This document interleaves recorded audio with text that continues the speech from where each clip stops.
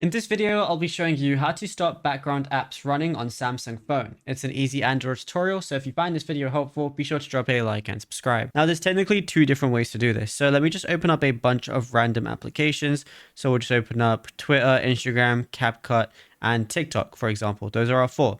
And if they're running in the background and you want to close them, what you want to do is press these three little lines on the bottom left, and you're going to see all of these different applications.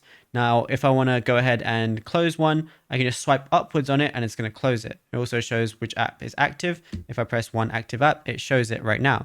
So I can also press that and that's the background active app. So AppLog VIP, I can go ahead and press stop and it's going to be stopped. What I can also do, if all these applications, if I want to close all of them, just press the close all button and they're all closed.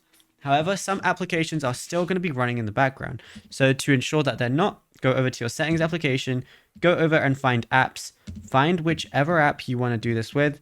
So let's just say, for example, I wanted to do this with Instagram. Go ahead and click on it and then go ahead and scroll down and you're going to see battery. Then change it from optimized to restricted, and then it's only going to run when you open it.